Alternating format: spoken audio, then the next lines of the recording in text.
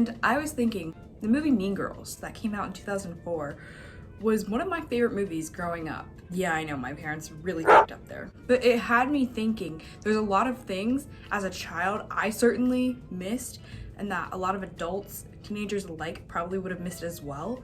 And things that happened in that movie would definitely not be acceptable today. I feel like if that movie were to get released in 2019, 2020, like, it wouldn't have the audience that it has today, because cancel culture is so quick to capitalize on anything that is wrong or inappropriate. And there were definitely a few instances in this movie where if those scenes were to come out today, they could be questionable. So I thought I would take it upon myself to watch the entire movie and write down some of the things that we missed in Mean Girls, and believe me, there were a lot of things. So I'm calling this a top 10, even though I have 13 things on this list, and I could definitely put this into 2 videos. There were so many things, but I'm not gonna do that. The first thing we missed in Mean Girls was Katie's dad is Neil Flynn.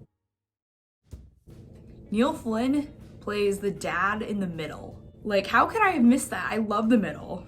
But I guess as a child, I wasn't keen to know actors' names. But I love Neil Flynn in this role. It's a little bit different than playing Mr. Heck, obviously, but kind of similar in a different way. I don't know, I really enjoyed his performance. I think having him in it as Katie's dad, like, super fun. The next thing I noticed in Mean Girls, when Katie first comes to the class and she mistakes the student for being Miss Nordberry. I don't know if anyone told you about me. I'm a new student here. My name is Katie Heron. She turns around and bumps into the real Miss Nordberry and spills coffee all over her. Ready? Oh God, I'm so sorry. And then she helps her, you know, take off her shirt. Nowadays, that would be classified as Title IX. Like, a student, especially a 16-year-old, would not be able to, like, help a teacher, like, assist her in fixing her clothing. Like, as an underage person, especially in high school, that's Title IX. That couldn't happen. In college, I feel like that's more likely to happen. Like, if a student helped a teacher fix an article of clothing, I don't think people would get in trouble for that. But in high school, it's definitely a violation. My t-shirt's stuck to my sweater, isn't it? Yeah. Fantastic. The third thing that I noticed is that a lot of the students are seen wearing crop tops, spaghetti straps, really tight clothing, like things that you wouldn't see at a regular high school, especially one with rules. So like any high school. I feel like you see more inappropriate clothing in college, like especially on a Christian campus. People kind of wear more of what they want to wear. But in high school, wearing crop tops, that was a big no-no. The fourth thing that I noticed was one of the funniest things, and was actually the thing that made me want to do this video, was after Katie had lunch with the plastic, she went to the bathroom with Janice and Damien. First of all, how did they let Damien into the girls' bathroom? That really could have been on this list too, but that's not what we're talking about. He compared a girl to Danny DeVito. Hey, get out of here! Oh my God, Danny DeVito, I love your work!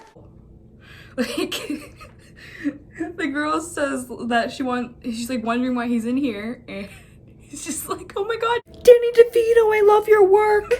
Like, is that girl so ugly that he had to refer to her as Danny DeVito? Like, that was so funny. Okay, the fifth thing that I've noticed, and I've noticed this for a long time, is that Aaron Samuels is not that cute. There's plenty of other hot guys that they could have cast in that role. They could have had like a Jared Leto or like a Leonardo DiCaprio, which I don't even like Leo DiCaprio at all, but he's way cuter than Aaron Samuels. Like, they could have just gone on like hot actors of the early 2000s and they could have booked someone that was a little cuter.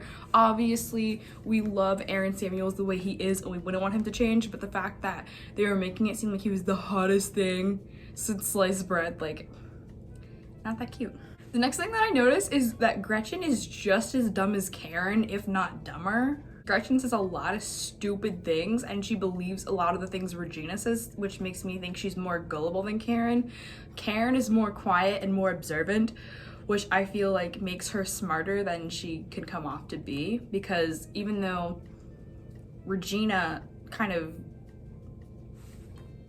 is the leader, she's more of a leader to Gretchen because Karen has her own thoughts. I've noticed that Gretchen is just so insecure that she needs to please somebody, and that person is Regina. The next thing I noticed is the score for this movie was outstanding. They had the Donnas, Pink, Blondie. Like, come on. And I noticed that every song was in the movie was by a female artist, which was super cool. The next thing that I noticed is Mean Girls introduced us to three-way calling. What do you... That was a thing that happened in the 2000s. I remember being on several three-way calls. It's really weird.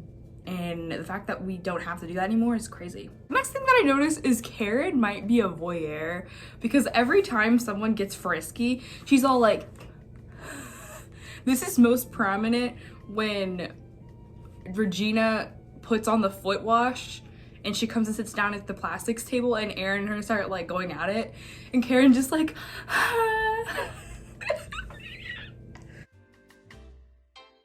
The next thing that I noticed is that Kevin's raps would never make a school talent show.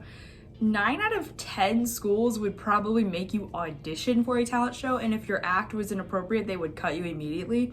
And so I don't know how they got away with that. Maybe they auditioned with a different number. But knowing Kevin G, like, he's gonna do something crazy. Yo, all you sucker MCs ain't got nothing on me. From my grades to my lines, you can't touch Kevin G. I'm a mathlete, so nerd isn't first. Not stirred, I'm Kevin the Poor. The G is silent when I sneak in your door. Kevin G! Thank you, Kevin. That's enough. Happy holidays, everybody. And eventually Mr. Duvall kicked him off the stage, but the fact that it went on that long and they didn't say anything, like, what?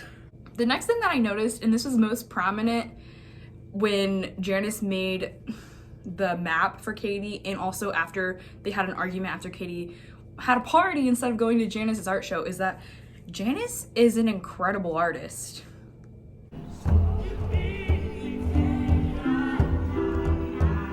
And we kind of forget about that because we're too busy worrying about Katie. Also, where is the camera on this iPhone 11? Because I'm not seeing it in the front view.